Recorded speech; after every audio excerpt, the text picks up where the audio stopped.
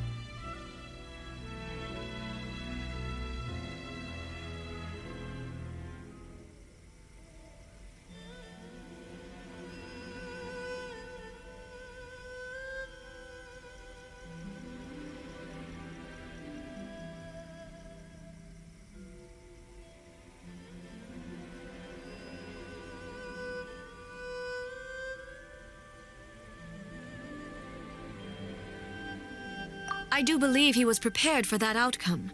I could see it in his eyes. The Kujo clan has undergone a dramatic change from its glory days to its present decline. Kamaji is hardly a great heir to the Kujo name, but he has shown me how some things remain the same even as the world around them changes. I also have you to thank. The things we experienced out on the streets and the photo you took of me, they helped me come to this realization too. So what's next for the Kujo clan? Will they get to carry on being in charge of the Tenryu Commission? Not a chance. Even if their heir was someone who showed promise, their past mistakes cannot be erased. Still, I will give them a little more time. After all, they are not the only ones who have made mistakes. The Shogun does not make mistakes. She is incapable of doing so. But I, as A, would like to offer my apologies. I have much to contemplate in the days to come, but at least I can now see the way ahead. I think I'll leave that to the Shogun. The greatest threat to eternity is still the erosion that comes with time. As I said, the Shogun has a robust system to protect her against modification. This is because I anticipated that I myself would change over time. But I've made up my mind. So I will do what needs to be done, no matter how difficult it is. This has certainly been a memorable series of events. Absolutely. You sorted out the Tenryu Commission, and the people in the city got to see a happy and healthy Shogun. All the awful rumors will disappear in no time. If you enjoyed your trip, we should get you out again sometime. No need. There's no place for such things in my life. Also, please stop making it sound as if I somehow need the company. Okay, I'm ready to head back now. My period of solitude will now continue, but it will not last too much longer. I will leave you humans to deal with any minor issues in the meantime. Okay, see you next time! Considering a lot of what happened was pretty unexpected, things seem to have worked out surprisingly well in the end. The only thing left to do is return the pass permit to Yaimiko.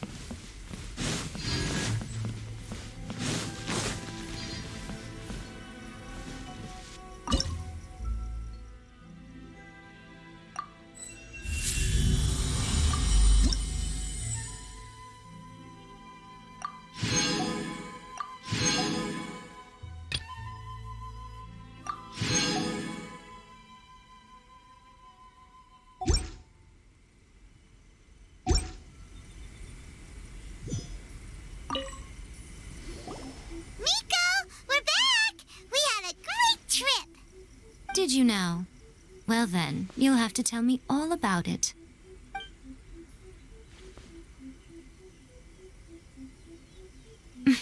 How amusing. The almighty Shogun goes downtown, and suddenly she's like a wide-eyed country girl trying to find her bearings in the big city. Marvelous. What a shame I didn't get to see it for myself. It's fine. She wouldn't mind. Really, she wouldn't. So, from what you were saying, it seems that she has finally begun to comprehend what form eternity should take? That's the most important outcome of this trip. To be honest, I wasn't expecting you'd make such great progress when I lent you the pass permit. Yeah, it seems like she's not gonna force everything to stay the same way anymore. To put it nicely, even deities indulge in wishful thinking. To put it more bluntly, there are things that even the Seven can't do when faced with something even more powerful than themselves.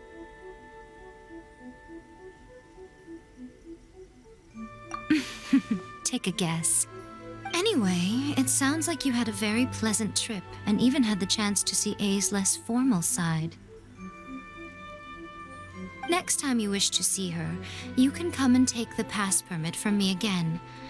She would never admit to it, but she does, in fact, get quite lonely. What? But she said she doesn't need company. Because she is a god. It's not that gods don't need the company of others, just that the idea of a god having company seems indulgent to her. But you don't belong to this world. Perhaps you are just the company she needs.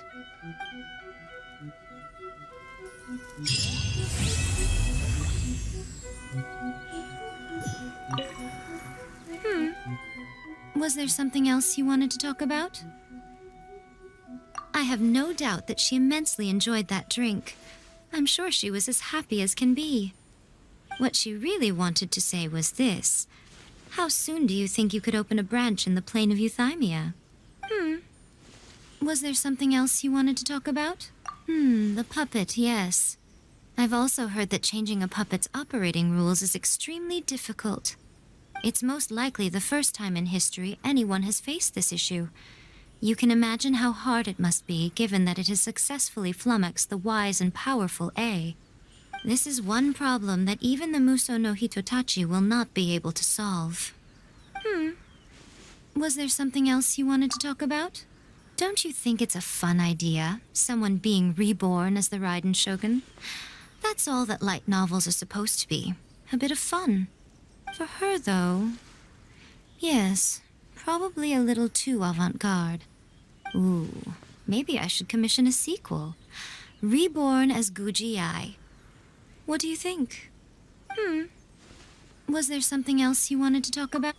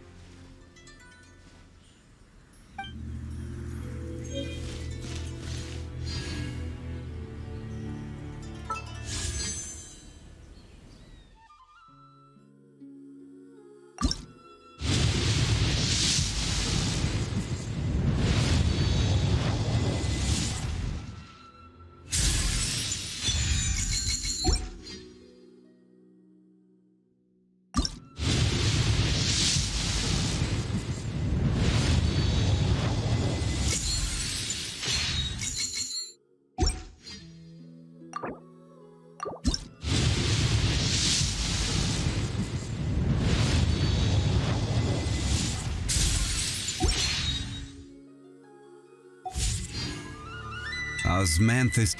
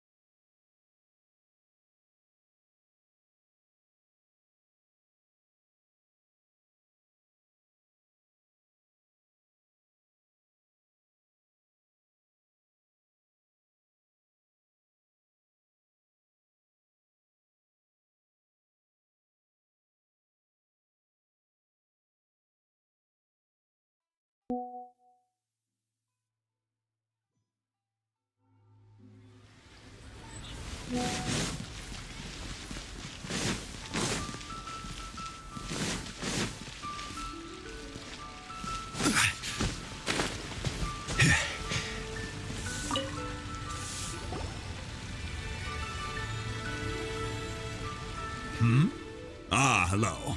Are you here for something off the shelf, or do you need something forged? Excuse me, Master Zhang. We were wondering if you'd heard of something called a Wonder Core.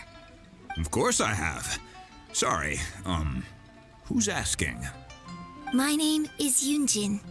Perhaps you don't know me, but I believe that you forged some weaponry for my father in the past for stage use. Yunjin? Stage use? Oh, so you must be Miss Yoon. Sorry, my brain's finally caught up. It's not used to doing much beyond bashing a hammer all day. Everyone's heard of you, Miss Yoon, even folks who don't make it to the opera all that often. Like myself. So, you're here to ask about Wonder Cores, huh? As it happens, I do know how to make them. Matter of fact, I made some for Lady Ningguang back when she was building the original Jade Chamber. The types of ore needed to make Wonder Cores are a little hard to come by. Lady Ningguang supplied them herself last time. I don't suppose you've brought any yourselves? No, we were gonna ask you what kinds of ore we need. Sure. Well, you'll need two kinds. Star Splinter Iron and Subrosium. If I remember correctly, Lady Ningguang sourced her Star Splinter Iron from the Mount Tianheng area. They say it resonates with visions. It could take some work, but if you stick with it, you'll find some eventually. As for the Subrosium, though, that's trickier. I'm really not sure. Sorry. What I've heard is that the people around Mount Tianheng have some sort of magic trick that can pinpoint the location of the stuff. Of course, it's probably just hearsay.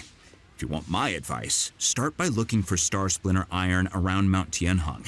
And if you run into any locals, ask them a few questions about Subrosium. Mount Tianheng. Interestingly enough, the story of the divine damsel of devastation also takes place on that mountain. I hear the view there is quite spectacular. A favorite destination of the Adepti, in fact. Perhaps it can give me some inspiration. Let's not delay. We should head straight there.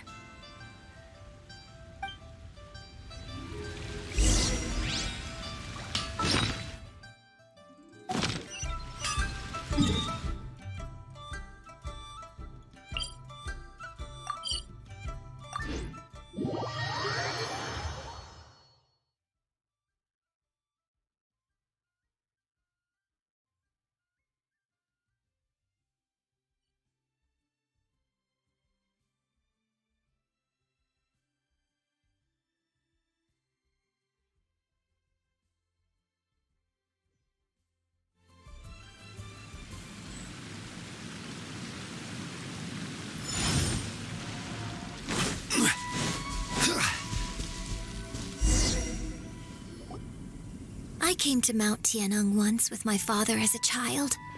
I remember it being such a long climb that I could barely feel my legs by the time we reached the top. This is quite a trip down memory lane for me. Look at these majestic, towering peaks and the gently flowing streams. It's like setting foot in paradise. No wonder the legend of the divine damsel of devastation is said to have taken place here. Adepti wander oft where mortals seldom stride. Indeed, this looks like a place that one might expect to be frequented by Adepti. The Divine Damsel of Devastation is your upcoming opera, right? And the story takes place in Mount Tianheng. Huh. Seems like you have a real connection with this place. What's the story about, though? It's the story of a girl becoming a hero. Cool. A hero story? They're Paimon's favorite! The legend first arose in this area. It is said that there used to be a prosperous village on the mountain. In that village, there was a loving couple who were completely devoted to one another. One day, a terrifying monster appeared.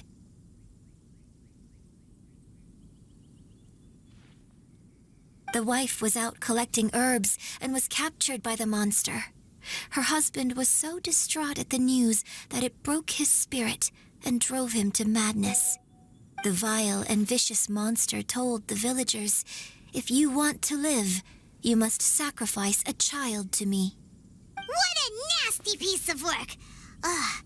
Paimon sure hopes this monster gets put in its place! But the monster was so terrible and so strong that all within the village were terrified of it. They had no choice but to give in to the monster's demand. Just while they were discussing whose child would be given over to the monster, a little girl suddenly stood up and came forward. No! Don't do it, little girl! Unbeknownst to anybody else, she was concealing an exorcist's blade. She approached the monster's lair, feigning fear and trepidation. When she finally arrived, she courageously drew her sword and entered into a fierce struggle with the monster, from which she eventually emerged as the victor.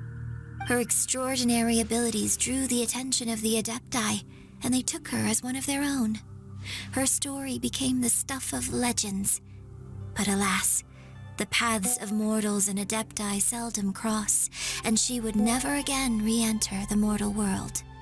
And so, destined to grace the mortal realm for but a brief moment, she vanished like a wisp of smoke into thin air. That's how the opera ends. I really like this story. But I personally think that perhaps the little girl was not as brave as the opera makes her out to be. I'm not sure she deserves all the praise she is given. I've never considered that before. Opera is always an interpretation of the events it purports to portray. A certain degree of deviation from the truth is always inevitable. When my father wrote the script for this play, I suppose his intention was to inspire his audience with the character of the divine damsel. I think it's a great story. The ideal story. Well, it sure inspired Paimon! Let's go get ourselves some Star Splinter Iron! Yeah!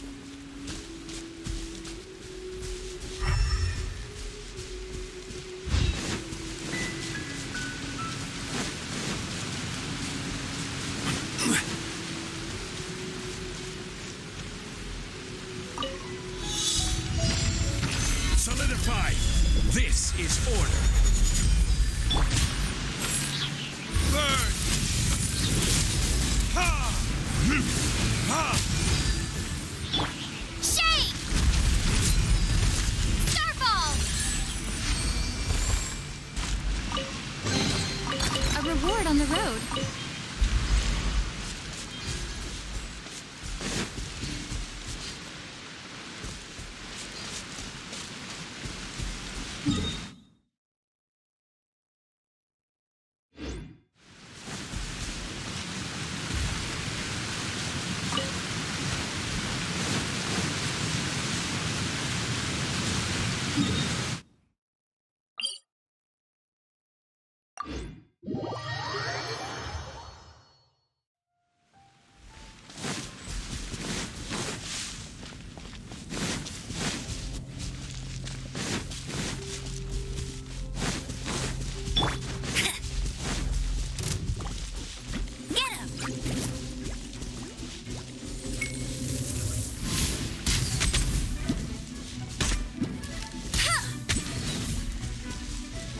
Keep up with me!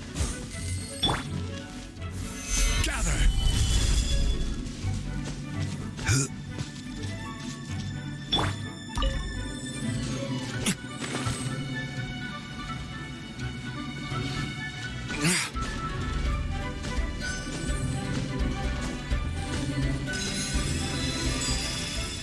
This should be enough star splendor iron.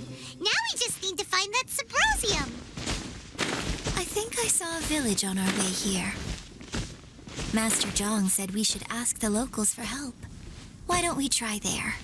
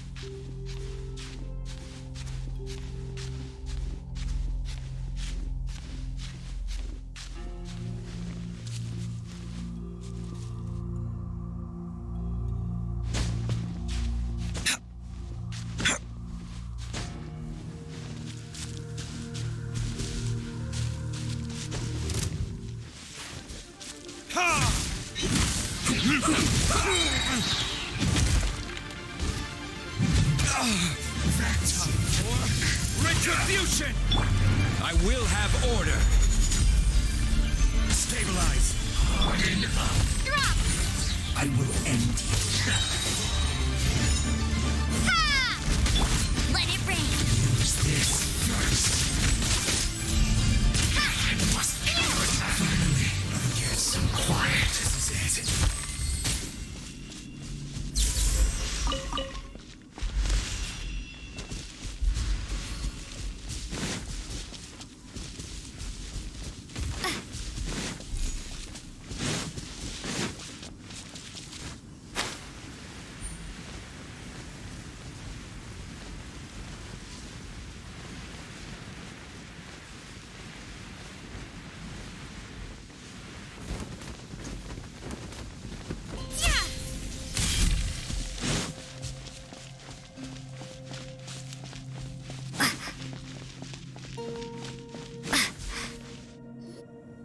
Hey, there really is someone here.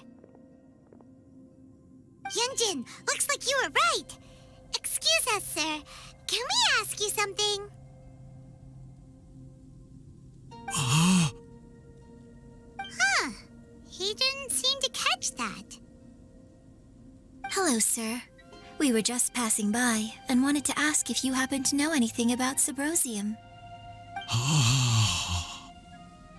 Is he trying to tell us to look for clues in the village? Shenhe, Yunjin, Sorry, you can go ahead without me. I'd like to have a word with this gentleman. If that's okay with you, Uncle Mingjin. It's Shenhe. Shenhe. You're alive. The rumors were true. So, all these years? I'm sorry, I don't know how to find Subrosium, but I think you can find some information in the village. This place is deserted now. No one ever comes here, so you can rummage around all you want. Huh? You know this guy, Shenhe? Thank you, kind sir. We'll go and take a look around. Don't worry. Mingjun has no ill intention towards Miss Shenhe. She'll be quite safe. Okay, then let's see what we can find in this village.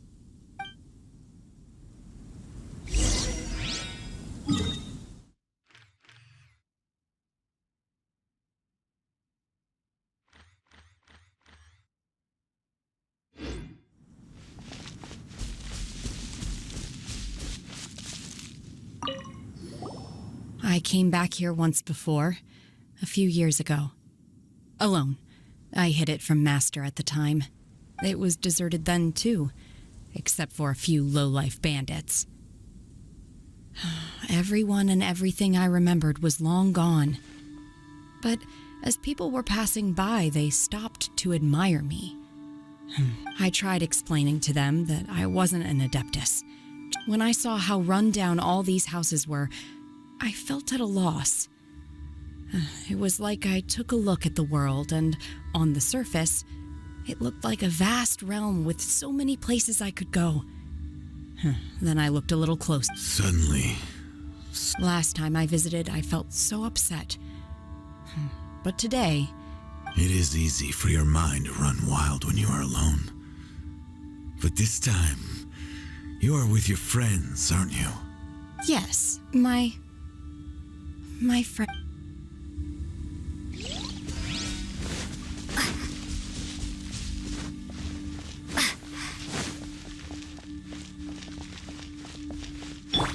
Quake!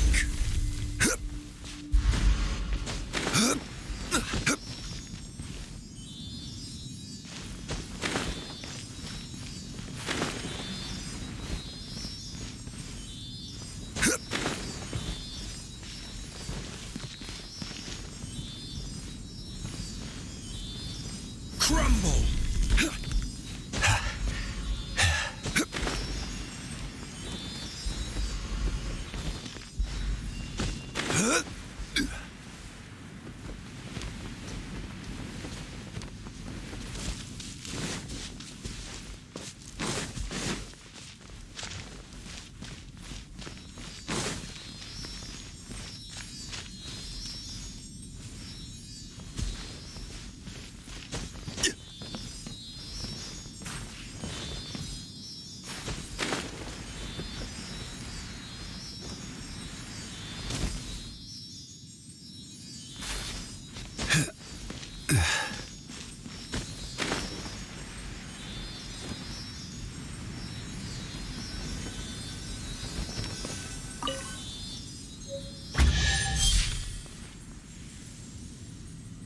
The remains of a god, an abandoned village, Mount Tianheng. Does this mean that the true story of the divine damsel of devastation happened right here, in this village? The time frame certainly matches, so it seems we're in the right area. Let's keep looking around.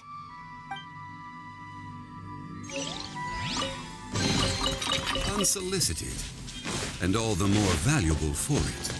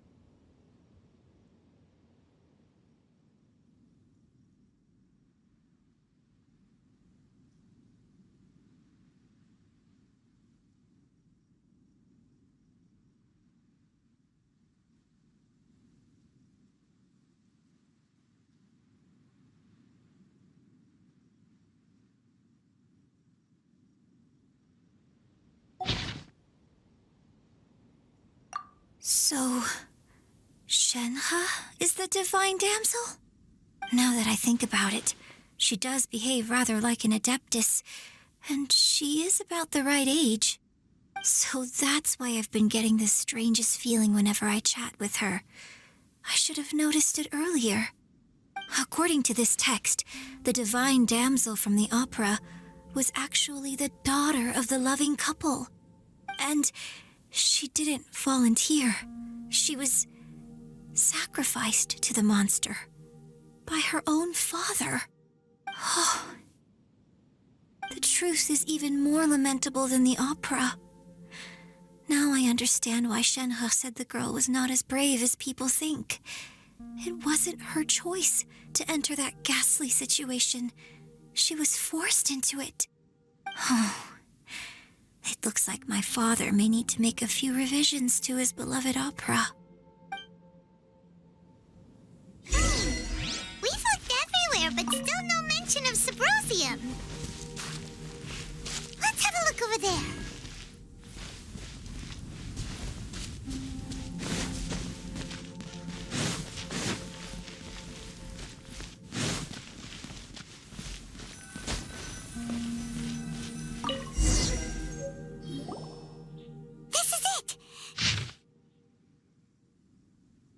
So basically, we need to go to the middle of the lake south of Mount Tianheng at dusk, and we'll find us some Subrosium. Let's go back and tell Shenhe the news.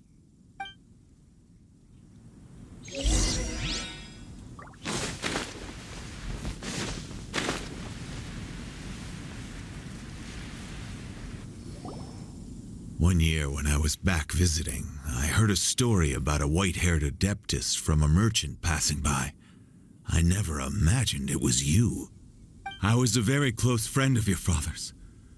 I could have stopped him from performing the summoning ritual. I had plenty of chances, but I couldn't bring myself to stand up to him. I just let things happen, let it all escalate. And, well, we all know how that story ended. I bring flowers back here every year. And each time I wish I had a chance to apologize to you.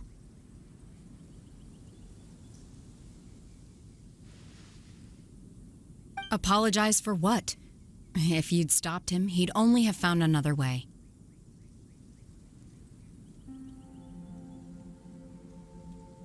There is nothing he wouldn't have done for his true love.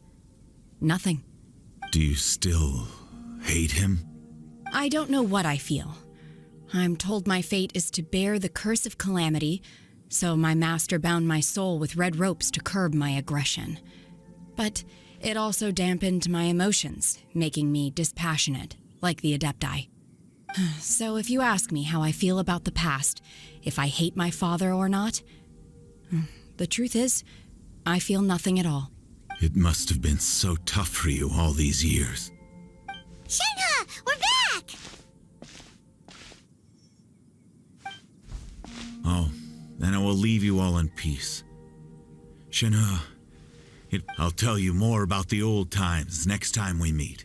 Thanks, mister. We found some info in the end.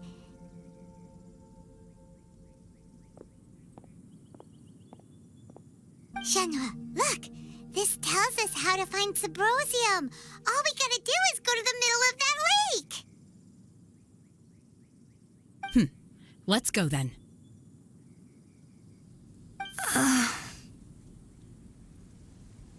Miss Shenhe, there's something I'd like to talk to you about. Just now, in the village, we found your father's diary. It turns out that many of the details in the Divine Damsel of Devastation are not true to the facts, so I'd like to change them.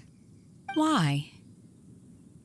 I know I say that opera always deviates from the truth, but now that the main character is standing right here in front of me, I cannot simply dismiss your lived experience in favor of my father's fiction.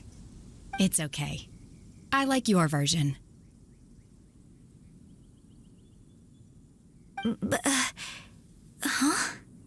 My master once said that the day I learn how to use my strength for the good of others is the day that I can truly become part of human society.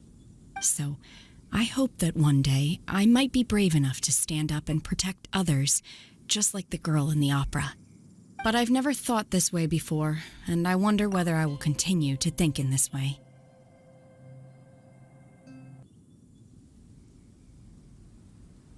Don't worry. I believe you will. In fact, I think maybe you've already started to become the person you aspire to be. You just haven't had the opportunity to see it for yourself yet. Shenhe, Yunjin, cut the chit-chat. Let's go. We can't let someone else beat us to it.